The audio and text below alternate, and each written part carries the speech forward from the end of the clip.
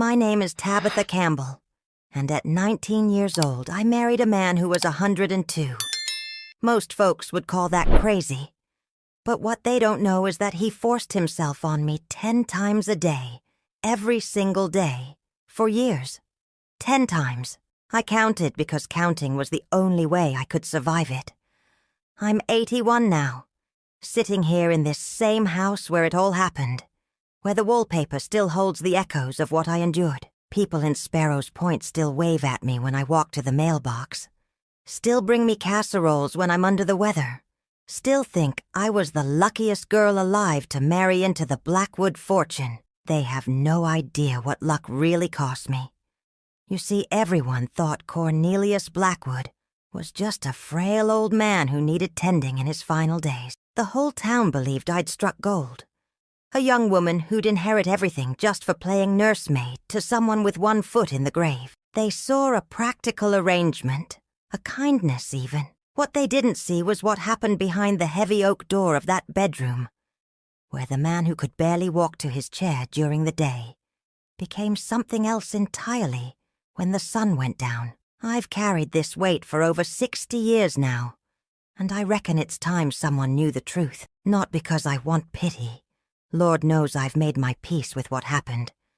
But because some stories need telling, even if they're the kind that make your skin crawl and your faith wobble. This is mine, and I'm finally ready to share it with you. All of it. From the very beginning to the end that nobody saw coming. So pull up close, honey, because this isn't the kind of story you'll hear on the evening news or read in some fancy magazine. This is the kind that gets whispered between women who've lived long enough to know that sometimes the worst monsters wear familiar faces, and sometimes the only way out is through. I suppose I should start from the beginning, back when I was still just a girl in my daddy's house on Elm Street. Sparrow's Point was, still is, one of those towns where everybody knows everybody's business, except when they don't want to know. It sits right on the Maine coast, where the wind cuts through you like a blade, even in summer. And the winters. Lord, the winters could freeze the hope right out of your bones. My daddy was what folks politely called a stern man. What they didn't say out loud was that his hands were heavy and his temper was worse. Mama had passed when I was 12. Consumption took her slow and painful. And after that, it was just me and him in that little house that always smelled like bacon grease and disappointment. I learned early to move quiet, speak soft, and stay out of his way when he came home with that look in his eyes. By the time I turned 19, I was desperate to get out. Not just from that house, but from the whole life that felt like it was closing in around me like a coffin. See, in Sparrow's Point, if you weren't married by 20, people started talking. If you weren't married by 25, they stopped talking to you altogether. I could see my future stretching out ahead of me, taking care of Daddy until he drank himself to death, then living alone in that same house, becoming one of those spinster women that children cross the street to avoid. That's when Cornelius Blackwood's proposal came through the church. Not from him directly, mind you. Men like that don't do their own asking.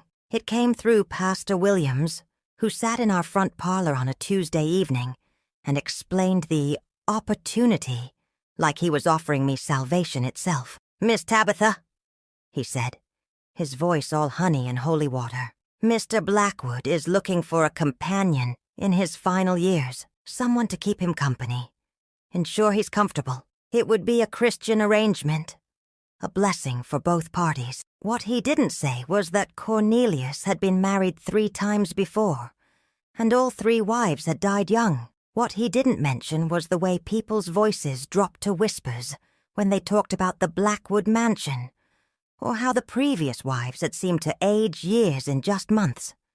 But I was 19 and stupid and scared, and when Daddy heard about the arrangement, his eyes lit up with dollar signs. The Blackwoods owned half the town, the lumber mill, the fishing boats, most of the good land between here and Bar Harbor. Marrying into that family meant security, respect, a future that didn't involve scrubbing floors or mending nets for pennies. I said yes before I even met the man I'd be marrying. I said yes because anything had to be better than staying where I was. I said yes because I thought I was saving myself. God help me. I had no idea I was walking straight into hell with my eyes wide open. I thought the worst thing about marrying an old man would be watching him die. I never imagined that some people are too mean to die easy, or that a body can keep going long after the soul has turned rotten. And I certainly never imagined what I'd discover about why he needed a wife so badly, or what had really happened to those other 3 women who'd worn his ring before me. I first laid eyes on Cornelius Blackwood 3 days before our wedding, and I'll never forget the smell that hit me when I walked into his parlor. Mothballs and medicine and something underneath that I couldn't quite place. Something that made my stomach turn. He was sitting in a massive leather chair that seemed to swallow him whole. This tiny ancient man with skin like parchment and eyes that were still sharp as broken glass. When he looked at me, really looked at me, I felt something cold crawl up my spine. It wasn't the way a man looks at his intended bride, with fondness or even simple appreciation.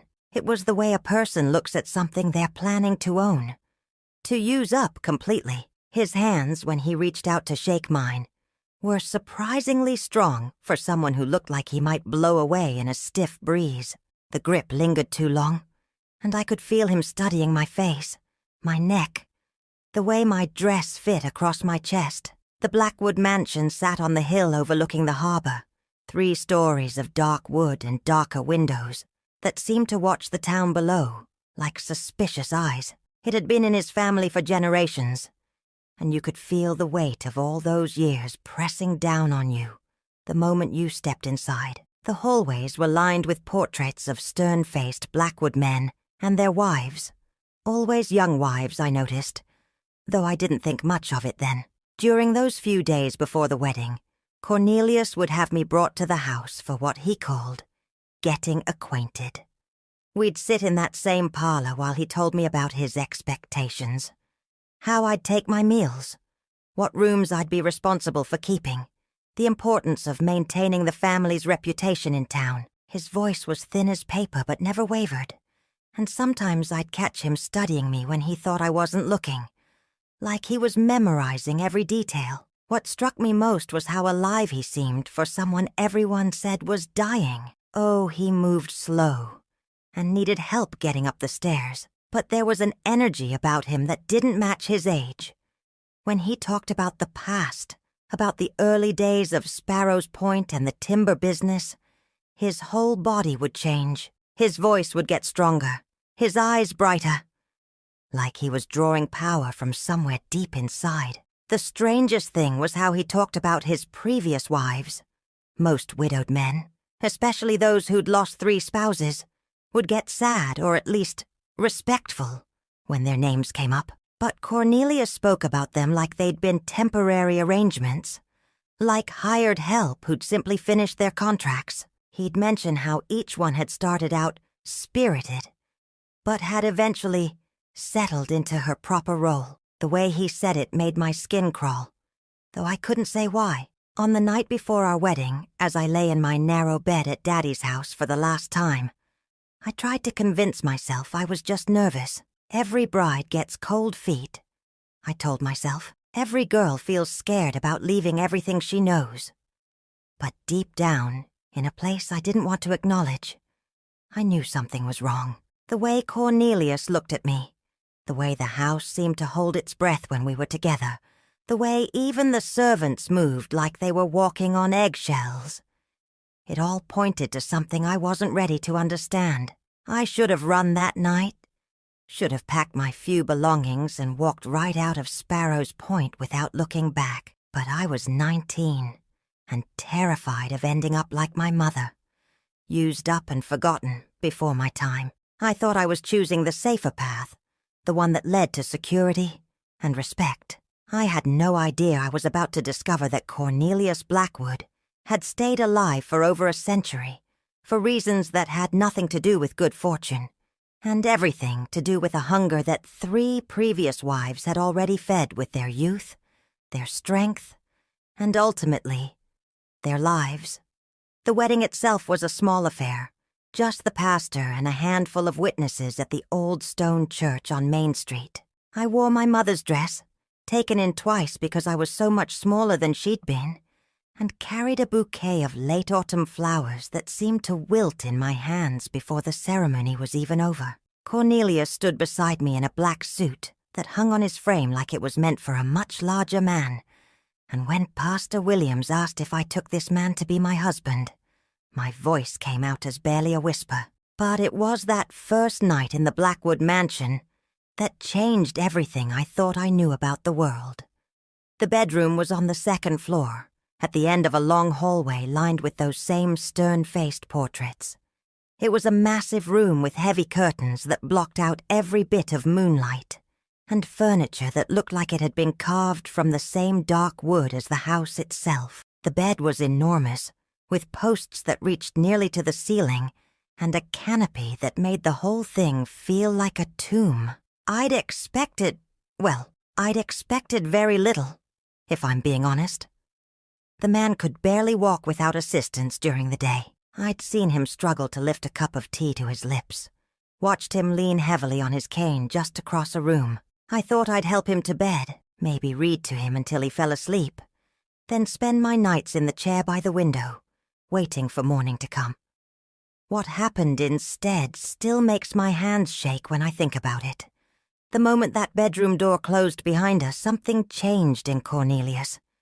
It was like watching a mask fall away, revealing something underneath that had been hiding in plain sight. His posture straightened, his grip on my arm became firm enough to leave bruises, and those sharp eyes took on a gleam that made every instinct I had scream at me to run. When he moved toward me, there was nothing frail or uncertain about it. This wasn't the shuffling old man who needed help with his meals. This was someone, something, that had been playing a part, putting on a show for the whole town, while keeping his true nature locked away behind that bedroom door. I tried to back away, but there was nowhere to go. The room suddenly felt impossibly small, despite its size, and when I opened my mouth to speak, to ask what was happening, no sound came out. It was like my voice had been stolen right out of my throat. What followed was the first of what would become a nightly ritual that lasted for years. Not once, not twice, but again and again, until I lost count. Until my whole world narrowed down to that room and that bed and the terrible understanding that the man I'd married wasn't dying at all. He was feeding. By the time the sun came up, I understood 3 things that would define the rest of my life. First, that Cornelius Blackwood possessed a strength and vitality that had nothing to do with his apparent age. Second, that whatever was keeping him alive required something from me that I'd never agreed to give. And third, that the other 3 wives hadn't died of natural causes at all. They'd been used up, worn down, drained of whatever it was that he needed to keep that ancient body moving. And now it was my turn.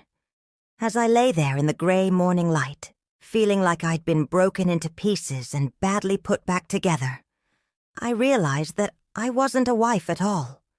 I was livestock. I was a resource to be consumed, carefully and systematically, until there was nothing left of me worth taking. The most terrifying part wasn't what had happened. It was the dawning certainty that this was only the beginning, and that somehow, impossibly, I was going to have to find a way to survive what was coming. The days that followed our wedding night blurred together like a fever dream. During daylight hours, Cornelius would return to his role as the frail patriarch of Sparrow's Point. He'd shuffle slowly to his chair by the window, accept his meals with shaking hands, and receive visitors who'd come to pay their respects to what they believed was a dying man. I'd sit nearby, playing the part of the dutiful young wife, bringing him tea and adjusting his blankets while the whole town praised me for my dedication. But the nights, God help me, the nights were something else entirely. It became a routine as predictable as the tides. As soon as the last servant left and the house settled into darkness, Cornelius would transform. The shuffling walk would become purposeful strides. The trembling hands would grip with iron strength, and those cloudy old eyes would clear with a hunger that seemed to burn from somewhere deep inside his ancient body.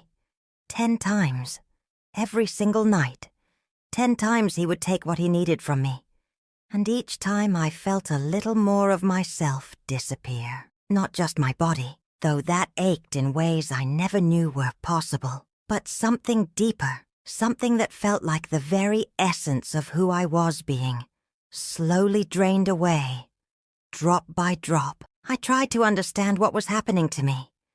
In the morning, I'd look in the mirror and see shadows under my eyes that hadn't been there the day before, a pallor to my skin that made me look like I was fading from the inside out. My hair, which had always been thick and healthy, started to feel brittle between my fingers.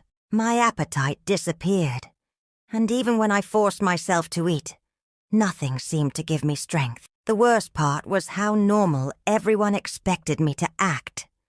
The ladies from church would visit and comment on how lucky I was to have married into such prosperity. They'd ask about my plans for redecorating the house, about when Cornelius and I might start a family, about how wonderful it must be to live in such comfort. I'd smile and nod and pour tea with hands that shook just slightly, while inside I was screaming. Mrs. Henderson from down the hill brought me a casserole one Tuesday afternoon and mentioned how much healthier Cornelius was looking lately. She said it was wonderful to see how good my care was doing him, how much more vibrant he seemed since our marriage. I nearly laughed out loud at the irony. He was healthier because he was feeding off me like some kind of parasite, growing stronger while I grew weaker. That same week, I discovered something that made my blood run cold. While cleaning out one of the upstairs rooms, I found a trunk filled with women's clothing. Beautiful dresses in styles from decades past, jewelry that had once been carefully maintained but now sat tarnished and forgotten, and at the bottom, 3 small portraits. The faces looking back at me were young, pretty women with bright eyes and hopeful smiles. Each portrait was signed with a different name: Margaret, 1892, Catherine, 1923, Evelyn, 1941, his previous wives. And in each painted face, I could see something that chilled me to the bone. They all looked like me, not exactly, but close enough. The same coloring, the same build, the same youth that he'd apparently been drawn to again and again over the decades. But it was what I found beneath the portraits that made me understand the true horror of my situation. 3 death certificates, all listing the same cause: exhaustion and general weakness, leading to heart failure. All 3 women had died young, none older than 25, and all after being married to Cornelius for exactly the same amount of time. 3 years. That night, as I lay in bed waiting for him to begin his nightly ritual, I finally understood what I was dealing with. Cornelius Blackwood wasn't just an old man with unusual vitality. He was something unnatural, something that had found a way to extend his life by taking it from others. Those other wives hadn't died of natural causes. They'd been systematically drained of their life force, used up completely, and then replaced when there was nothing left to take. And according to the timeline I'd discovered, I had less than 3 years before I'd join them in the town cemetery. Another young woman who'd mysteriously wasted away, despite having every advantage that money could provide. The question that kept me awake during what little time I had to rest wasn't whether I was going to die. It was whether I was strong enough to find a way to survive what no other woman before me had managed to escape. Winter came early to Sparrow's Point that year, and with it, changes I hadn't expected. As the months passed and the snow piled higher against the mansion's windows, I noticed that Cornelius was growing stronger while I continued to fade. It wasn't just my imagination. He moved with more confidence during the day now.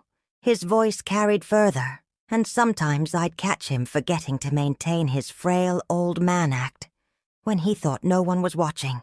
But it was Dr. Whitmore's visit in February that truly opened my eyes to how calculated this whole arrangement was.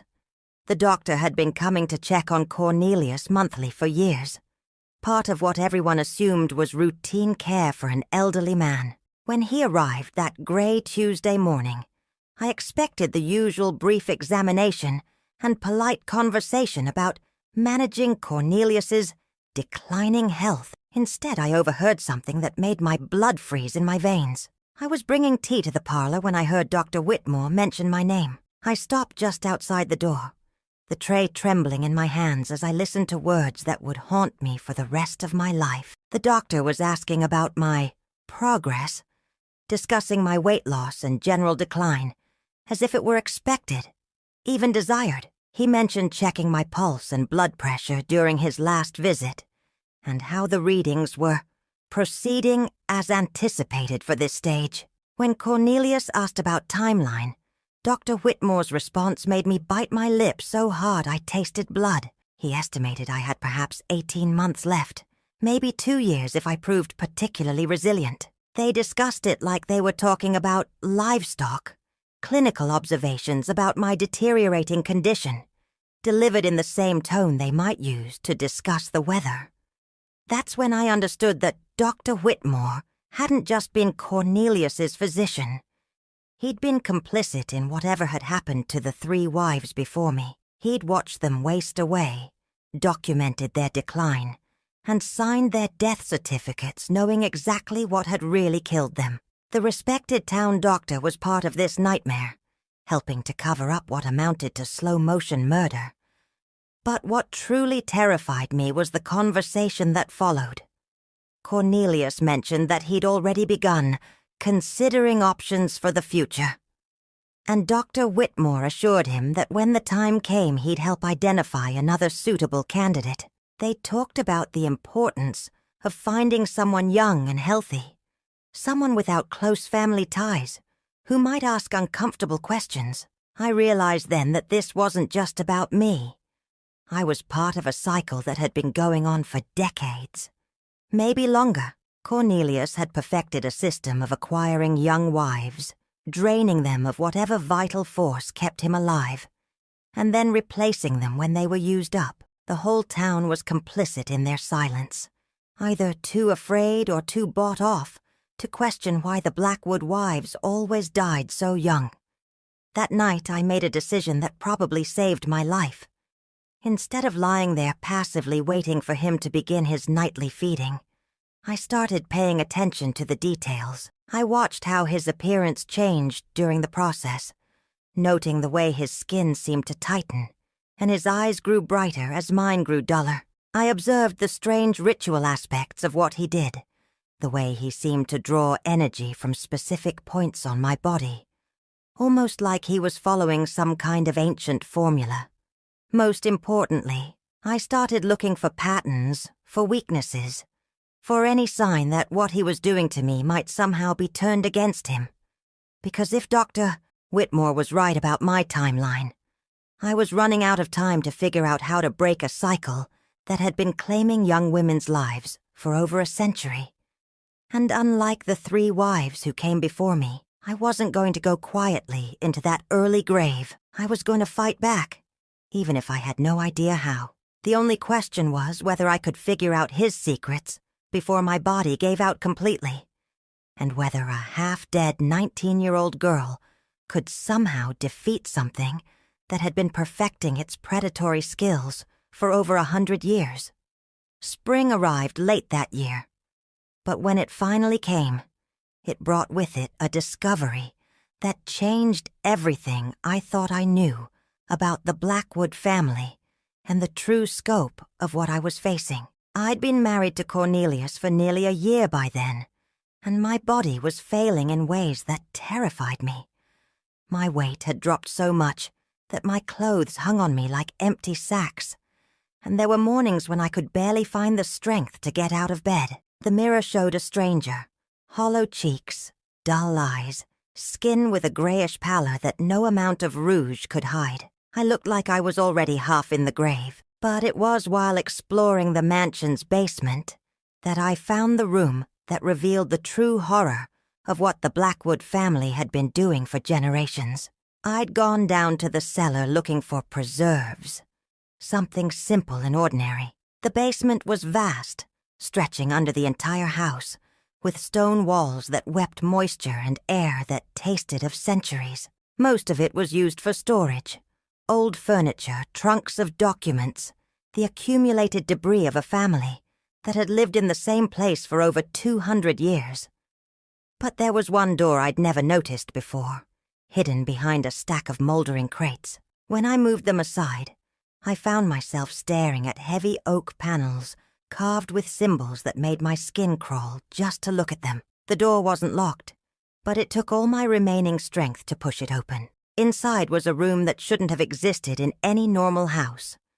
The walls were lined with shelves, and on those shelves were dozens of glass jars filled with what looked like dried herbs and powders, each one carefully labeled in spidery handwriting that went back decades.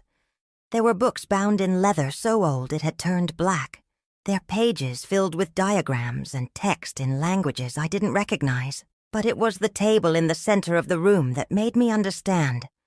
I'd stumbled into something far worse than I'd imagined. It was carved from a single piece of stone, and its surface was covered with grooves that had been worn smooth by use.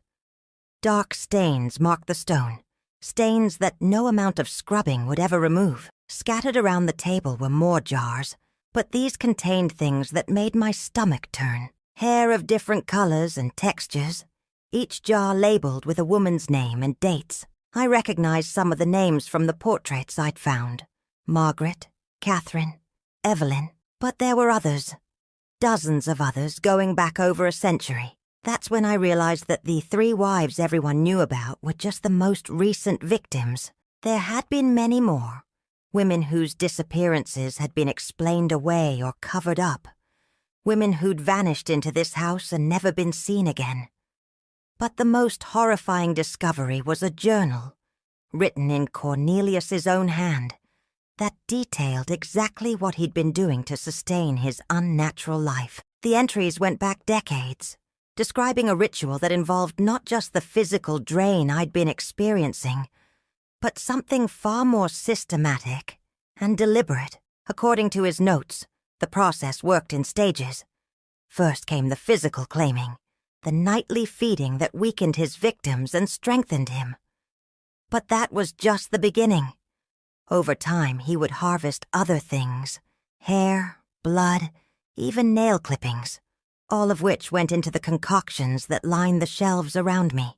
The final stage, according to his meticulous records, involved a ceremony that would transfer the remainder of his victim's life force to him in one massive infusion. This was what had actually killed the other wives.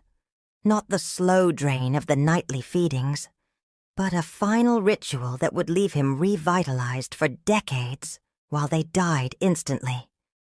And according to the timeline he'd mapped out for me, that ceremony was scheduled for the 2-year anniversary of our wedding, less than 12 months away. I understood then that I wasn't just fighting for my life. I was racing against a deadline that Cornelius had been planning since the moment I'd said yes to his proposal. Everything that had happened to me, every night of horror, had been building toward a final moment when he would take whatever remained of my life and add it to the century of stolen years that had kept him walking this earth. As I stood in that nightmare room, surrounded by the remnants of all the women who'd come before me, I made a vow that their deaths would not be in vain. I was going to find a way to stop him, not just for my own sake, but for all the young women who would come after me if I failed. The question was whether I had enough strength left to figure out how to turn his own dark knowledge against him, and whether I could do it before my time ran out completely. Because one thing was certain, I wasn't going to let him add my hair to that collection, and I sure as hell wasn't going to die on that stone table like some kind of sacrifice to his unholy hunger. The knowledge I'd gained from that basement room was both a blessing and a curse. Understanding what Cornelius was planning gave me something to fight against, but it also made every day feel like I was counting down to my own execution. I began watching him with new eyes, studying his movements and habits like my life depended on it. Because it did. What I discovered was that his strength wasn't constant. There were patterns to when he was most powerful and when he seemed more vulnerable. During the new moon, he moved with the vitality of a much younger man. But as the moon waxed full, I noticed subtle changes. His grip would be less firm, his voice would waver slightly, and sometimes I'd catch him looking almost hungry, desperate even. It was during one of these weaker periods that I made a discovery that changed everything. I'd been pretending to be sicker than I actually was, which wasn't hard, considering how weak I'd become. And Cornelius had been spending more time during the day in that basement room. I knew he was down there because I could smell the strange, acrid scent of whatever potions he was brewing, drifting up through the floorboards. One afternoon, while he was occupied with his dark work, I managed to slip into his personal study on the first floor. It was a room I'd never been allowed to enter, filled with ledgers and correspondence that documented decades of business dealings. But hidden behind a false panel in his desk, I found something that made my hands shake so badly I could barely hold it. It was a contract, written in that same spidery handwriting I'd seen in the basement journal. But this wasn't just any contract. It was an agreement with something that wasn't human, something that the document referred to only as the eternal hunger. The terms were laid out in clinical detail. In exchange for extended life, Cornelius would provide regular offerings of youth and vitality, harvested according to specific rituals and delivered on predetermined schedules. But it was the signatures at the bottom that made my blood run cold. There wasn't just one. There were 5, representing 5 generations of Blackwood men who had made the same bargain. Cornelius wasn't the first to make this deal. He was the latest in a family line that had been feeding young women to this dark entity for over 2 centuries. The contract also revealed something else that filled me with both terror and hope. The agreement had terms and conditions, clauses that could void the entire arrangement under specific circumstances. If the current Blackwood failed to fulfill his obligations, if the rituals were disrupted, or if the offering proved unwilling and knowledgeable of the true nature of the compact, the contract could be broken. That last clause gave me the first real hope I'd felt in months. I was unwilling. God knows I'd never consented to being slowly murdered. And now I was knowledgeable about what was really happening. The question was whether I could figure out how to use that knowledge before Cornelius completed the final ritual. But as I studied the contract more closely, I discovered something that made my newfound hope curdle into desperation. There was a penalty clause for broken contracts, and it was worse than anything I could have imagined. If the agreement was voided, the accumulated years of stolen life would be reclaimed all at once, not just from Cornelius, but from anyone in the bloodline who had benefited from the pact. The problem was, I was now technically part of that bloodline through marriage. If I succeeded in breaking the contract, there was a very real possibility that I would be pulled down with him, my own life force consumed to balance the cosmic debt that the Blackwood family had accumulated over 2 centuries. It was a choice between certain death in less than a year, or possible death in the attempt to save myself. When I put it that way, the decision was easy. I'd rather die fighting than waste away as a sacrifice to something that should never have been allowed to exist in the first place. That night, as Cornelius began his nightly feeding, I did something I'd never dared before. Instead of lying there passively, I began to push back, not physically. I was far too weak for that, but mentally, spiritually, with every ounce of will I had left. I felt something shift in the room, a change in the air that made Cornelius pause in his ritual. For just a moment I saw uncertainty in his ancient eyes. a flicker of something that might have been fear. It wasn't much, but it was enough to tell me that he wasn't as invincible as he wanted me to believe. The question now was whether I could find a way to exploit that weakness before my strength gave out completely, and whether I had the courage to risk everything on one desperate gamble that could either save me or damn us both. The weeks that followed my discovery of the contract were the longest of my life. Every day was a careful balance between gathering information and conserving what little strength I had left. I'd taken to carrying a small mirror in my pocket, and sometimes I'd catch glimpses of myself in shop windows when I went to town, shocked each time by how much more I'd faded since the day before. But I was learning, too. Every night when Cornelius performed his feeding ritual, I paid attention to the details I'd missed before. The way he would mutter under his breath in a language that sounded older than anything I'd ever heard. The specific pattern he followed, always starting at my temples and working his way down to my heart. The way the room itself seemed to respond to what he was doing, shadows gathering in corners that should have been well lit. Most importantly, I began to understand that the ritual required my participation in ways I hadn't realized. Not my consent. That ship had sailed long ago. But my life force had to be actively drawn out, not simply taken. There was a difference between being a victim and being a willing participant, and I started to wonder if that difference might be the key to everything. It was during the third week of my careful observations that I noticed something that gave me the first real plan I'd had since this nightmare began. Cornelius kept a small vial of dark liquid on the nightstand during his rituals, something he would drink from at specific intervals. According to the journal I'd found in the basement, this was a preparation made from the essence of his previous victims, a concentrated form of their life force that helped him process and absorb what he was taking from me.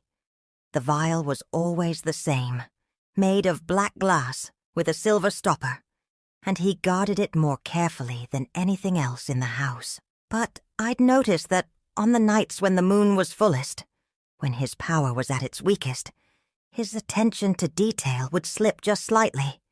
His movements would be less precise, his focus not quite as sharp. The next full moon was only days away, and I knew it would be my only chance. I spent those days preparing in ways that would have seemed impossible just months before. Every ounce of will I had left went into maintaining the illusion that I was growing weaker, while actually conserving every bit of strength I could. I stopped eating the meals that were brought to me, instead finding ways to dispose of the food while making it look like I'd consumed it. I needed to be hungry. Genuinely, desperately hungry. Because hunger was a kind of emptiness, and emptiness was the opposite of what Cornelius was trying to fill himself with. On the night of the full moon, I put my plan into action. When Cornelius began his ritual, I did something I'd never done before. I actively participated, but not in the way he expected. Instead of simply lying there while he drew my life force away, I began to pull it back, creating a kind of spiritual tug-of-war that caught him completely off guard. The effect was immediate and dramatic. The shadows in the room began to writhe like living things, and I could feel something vast and hungry stirring in response to our struggle. Cornelius's eyes widened with something I'd never seen there before, genuine fear. In his momentary confusion, I managed to knock the black vial from the nightstand. It shattered against the floor, and the dark liquid inside spread across the ancient wooden boards like spilled blood. The smell that rose from it was indescribable. Centuries of stolen life, all those young women's final breaths, their last heartbeats, their dying thoughts. The reaction was instantaneous. Cornelius let out a sound that no human throat should have been able to make. A shriek of rage and desperation that seemed to come from somewhere much deeper than his ancient lungs. For the first time since our wedding night, I saw him for what he truly was. Not a man at all, but something wearing the shape of a man. Something that had been feeding on women's lives for so long that it had forgotten what it meant to be human. But breaking the vial had done more than anger him. I could feel the change in the room, in the very air around us. The contract I'd found was more than just words on paper. It was a living thing, sustained by the rituals and offerings that fed it. And I had just disrupted one of the key components that kept the whole arrangement stable. As Cornelius advanced on me with fury in his ancient eyes, I realized that I had succeeded in breaking part of his power, but I had also announced my rebellion in the most dramatic way possible. There would be no more pretending, no more playing the role of the submissive wife. The war between us was now out in the open, and I had maybe hours before he found a way to complete the final ritual that would kill me and restore what I'd just taken from him. The only question now was whether my desperate gamble had weakened him enough for me to find a way to finish what I'd started, or whether I'd simply ensured that my death would be even more horrible than what he'd originally planned. What followed that night was like nothing I could have imagined, even after everything I'd already endured. Cornelius didn't just rage. He transformed completely, dropping any pretense of humanity he'd been maintaining.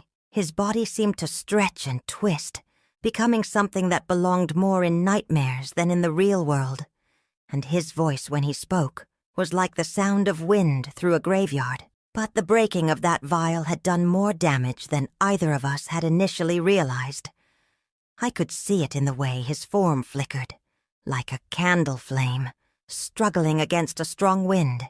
Whatever essence had been contained in that black glass had been crucial to maintaining his physical presence in our world, and without it, he was becoming unstable. The house itself began to respond to what was happening. The walls groaned like they were in pain, and I could hear sounds from other rooms. Furniture moving, doors slamming, the very foundation of the mansion protesting against the supernatural forces that were tearing through it. It was as if the building had been holding its breath for decades, and now it was finally exhaling all the horror it had witnessed. In his fury, Cornelius made a mistake that probably saved my life. Instead of trying to complete the ritual that would have transferred my remaining life force to him, he focused on punishment, on making me suffer for what I'd done. He dragged me from the bedroom down to that stone table in the basement, and as we descended those stairs, I could feel the malevolent presence that he'd been serving growing stronger, hungrier, more impatient. The basement room looked different now.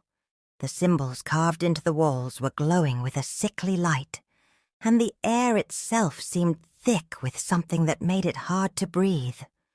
All those jars filled with the remains of his previous victims were rattling on their shelves, and I could swear I heard whispers coming from them, the voices of all the women who had died in this place. But as Cornelius prepared the final ritual, something unexpected happened. The presence he'd been serving for over a century began to turn against him. I could feel its attention shifting, its hunger redirecting itself toward the one who had failed to maintain his end of the bargain.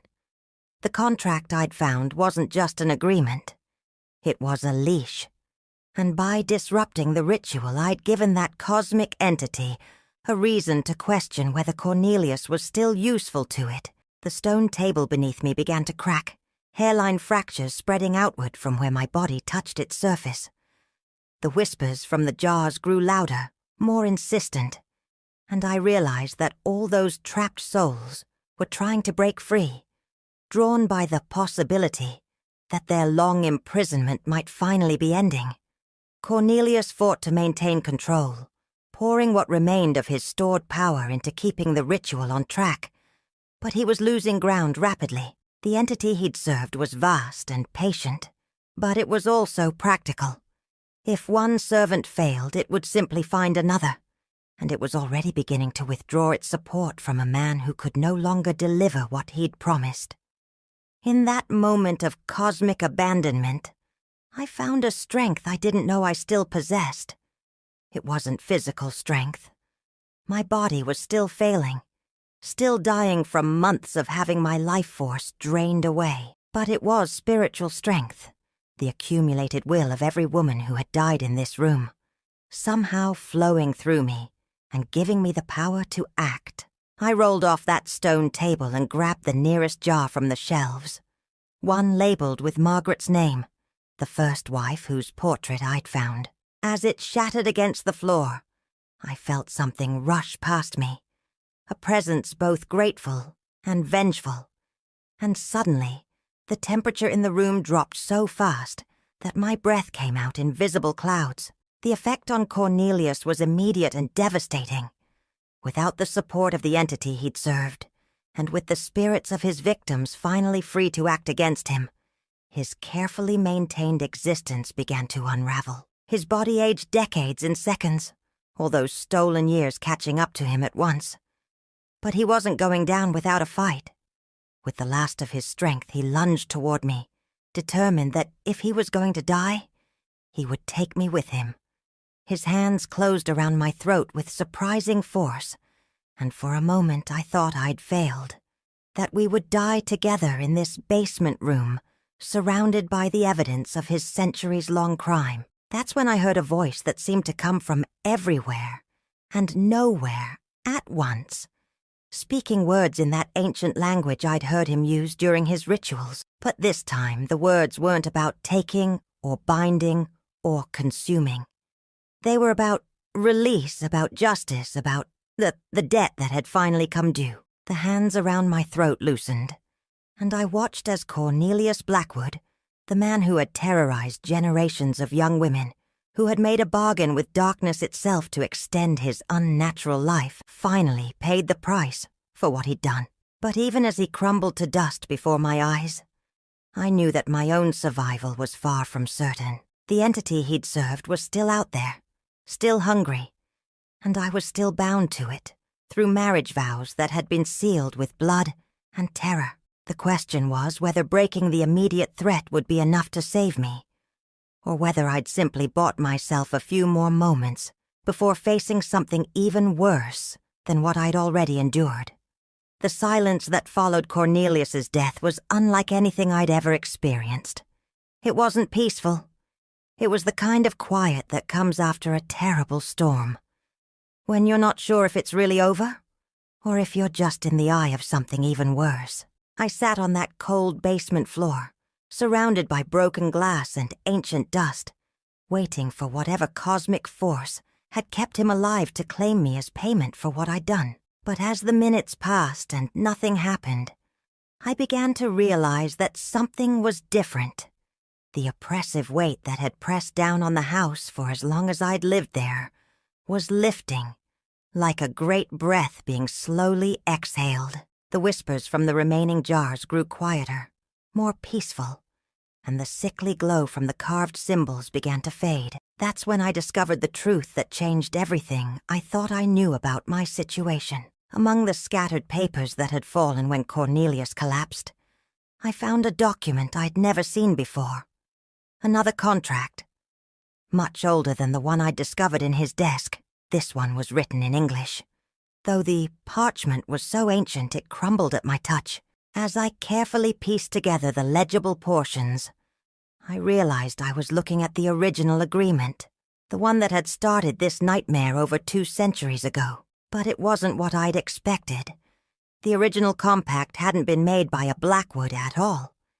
It had been made by a woman, a young bride who had been brought to this house against her will and had found herself in a situation remarkably similar to mine. Her name was Constance Hartwell, and according to the document, she had been the first victim, not the first collaborator. The truth was written there in faded ink. Constance had been tortured and abused by the original Cornelius Blackwood, a man who had dabbled in dark arts and had already been extending his life through unspeakable means. But unlike the women who came after her, Constance had found a way to turn his own magic against him. She had made a bargain with the entity he served, offering to become its agent in exchange for the power to punish him and all his descendants. The Cornelius I had married wasn't the original at all. He was the great-great-grandson, cursed to repeat his ancestors' crimes while being slowly consumed by the very entity that his foremother had made her deal with. Every woman who had died in this house hadn't just been a victim. They had been part of Constance's long, methodical revenge against the bloodline that had wronged her. And I had just completed her work. The realization hit me like a physical blow. I hadn't been fighting for my survival against some ancient evil. I had been the final piece in a puzzle that a murdered woman had been assembling for over 200 years. Every choice I'd made, every small rebellion, every moment of resistance had been guided by a spirit who had been waiting patiently for someone with the strength to finish what she'd started. But the most shocking discovery was yet to come. As I continued reading through the scattered documents, I found records that revealed the truth about my own family history. My mother's maiden name hadn't been Miller, as I'd always believed. It had been Hartwell. Constance hadn't chosen me randomly from the young women of Sparrow's Point. She had chosen me because I was her descendant, the last of her bloodline, the only one who could break the cycle she had created to ensure her revenge. Everything about my marriage to Cornelius had been orchestrated from the moment of my birth. My father's drinking, my family's poverty, even the timing of Cornelius's proposal. All of it had been arranged to bring me to this moment, to this basement, to this choice, between accepting my role as a victim or claiming my inheritance as the instrument of justice. As this knowledge settled into my bones, I felt the change beginning in my own body. The weakness that had been consuming me for months didn't disappear, but it transformed into something else. Not the ebbing of life, but the gathering of power. I was no longer just Tabitha Campbell, the scared girl who had married an old man to escape her father's house. I was Constance Hartwell's heir, the culmination of a plan that had taken centuries to unfold. The entity that had served the Blackwood family was still there, still hungry. But now, it had a new master. The original contract hadn't been broken. It had been transferred. And unlike the Blackwood men who had used their power to feed their own selfish desires, I had a choice about what to do with what I'd inherited. I could use it to extend my own life, to gather wealth and influence, to become another predator, feeding on the innocent. Or I could do what Constance had always intended. I could use it to protect other women, to ensure that no one else would ever suffer what we had suffered. The decision wasn't difficult. I had seen too much horror, endured too much pain, to become the thing I'd fought against. Instead, I began the work of dismantling everything the Blackwoods had built. I used my new knowledge to locate and destroy the remaining artifacts of their dark practices. I found ways to release the spirits that had been trapped in this house for generations, giving them the peace they'd been denied for so long. Most importantly, I discovered that I could sense other women in danger, other young girls, who were being targeted by men with unnatural appetites and supernatural power. Over the years that followed, I became their protector, using the very forces that had once been used to harm them, to shield them from those who would do them wrong. The people of Sparrow's Point never knew what really happened in the Blackwood mansion that night. They found me the next morning, apparently having suffered a complete breakdown from the stress of caring for my elderly husband. Cornelius's body was discovered in his bed, and the doctor, that same Dr. Whitmore, who had been complicit in so much suffering, declared that he had died peacefully in his sleep. I played the part of the grieving widow, accepted the condolences of the townspeople, and inherited the fortune that came with being the last surviving member of the Blackwood family. But I knew the truth about what I'd really inherited, and I spent the rest of my long life using it wisely. Now, at 81, I'm finally ready to pass on what I've learned, not the power itself, that dies with me, as Constance always intended, but the knowledge that sometimes the worst situations can become the foundation for the greatest good. Sometimes the very forces that seem determined to destroy us can be turned into the tools of our salvation. If my story has reached you, sugar, it's because you needed to hear it. Maybe you're facing your own monster, your own impossible situation, your own moment when you have to choose between being a victim and being a survivor. Remember that you're stronger than you know, that help can come from the most unexpected places, and that sometimes the only way out is through. And if you think other women need to hear this story, if you believe these words might help someone else find their strength, then help my voice travel further than these old vocal cords can carry it. Subscribe to this channel, share these words, because every woman who hears this and recognizes her own power is another victory against the darkness that would consume us all. Tell me, honey, what city are you watching this from? I'd love to know how far this story has traveled, how many hearts it's touched, because in the end that's how we win. Not by fighting alone, but by standing together, sharing our truths, and refusing to let anyone's story end in silence.